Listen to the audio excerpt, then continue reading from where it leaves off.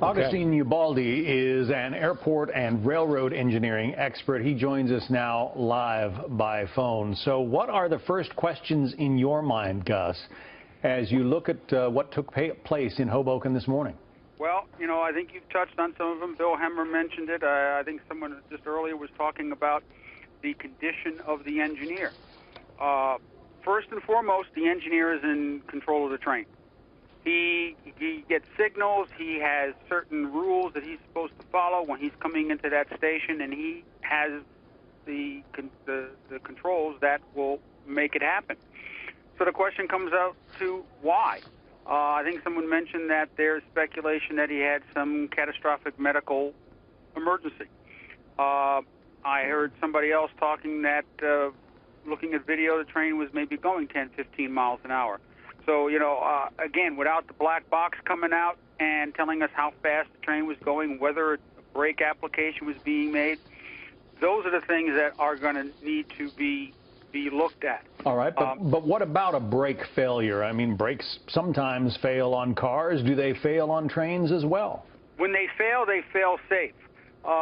Unlike your automobile, like the Hollywood movies where the bad guy cuts the brake lines on the hero's car, and just as he's going down a steep hill and the brakes don't work, the fluid in a train brake is air.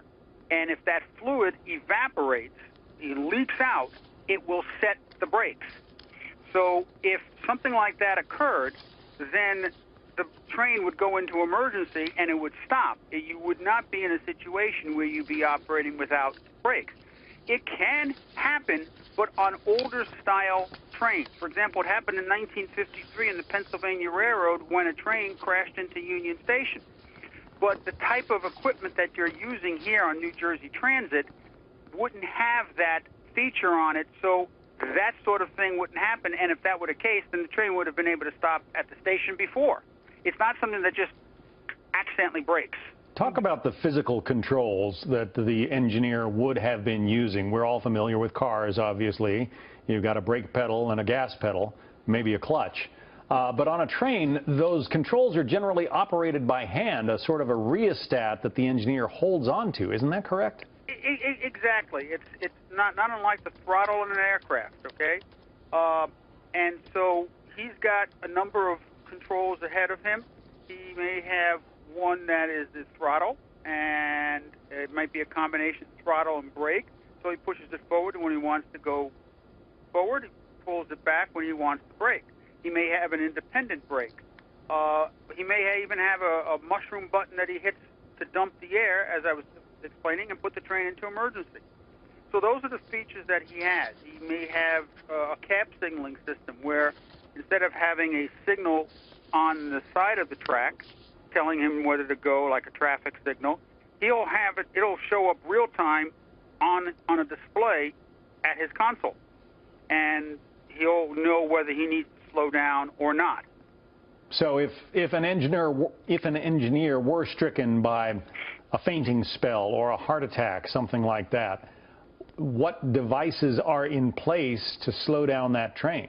Well, a lot of trains have what they call like a dead man switch or an alerter, where every 20 seconds or so the operator gets a little horn, and he has to acknowledge it. If he doesn't, it says, wait a second, I'm not being acknowledged. I need to slow the train down. I need to take control of the train. There may also be signaling systems, and I know you just talked to Bill about positive train control, but there's a portion of positive train control that's existed for over 40, 50 years called automatic train protection or cab signaling.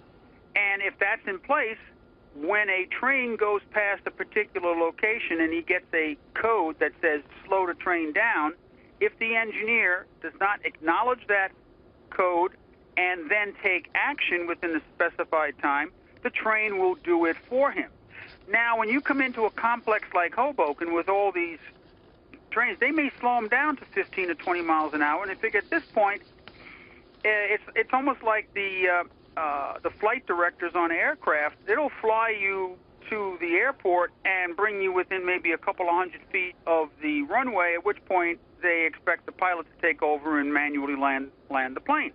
And that could be a situation here. Don't know what the signal system is like at Hoboken, so I can't, at this point I can't speak to it.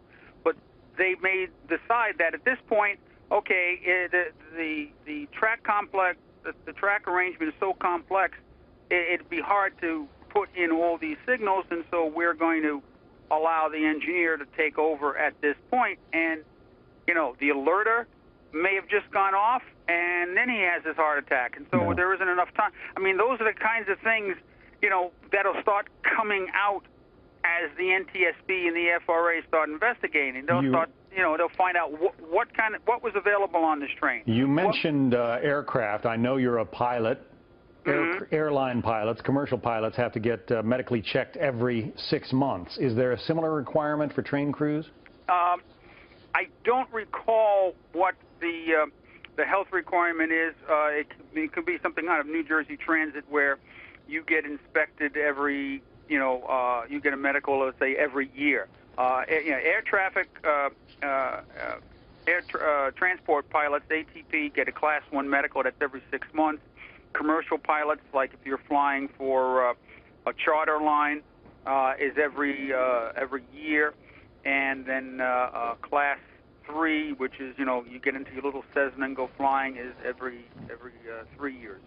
Yeah, every two to 3 years, depending on age, I know. Yeah, well, depending on age and depending on what you're flying. Right.